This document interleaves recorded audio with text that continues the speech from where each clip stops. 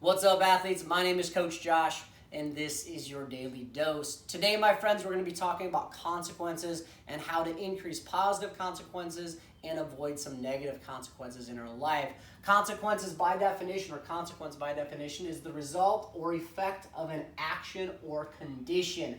And how we get to positive or maybe negative consequences are through three things. Number one, our thoughts.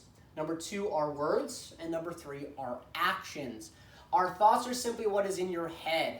Nobody knows what's going on between your ears a lot of the time, so we think we can get away with less than positive or progressive thoughts. But always keep in mind what you are thinking will one day, and around the right group of people, become your words.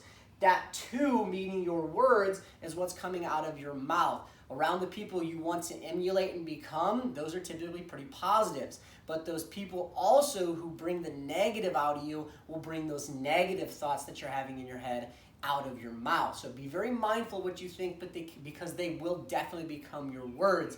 After your words, you will have your actions.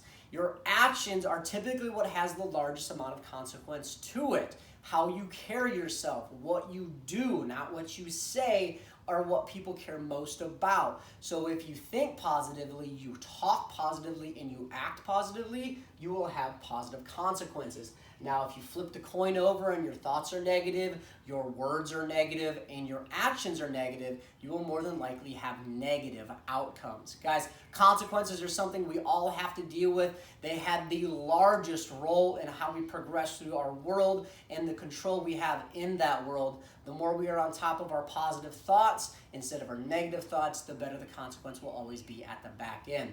That is your daily dose, guys. Enjoy your day. Go after it. Go get it.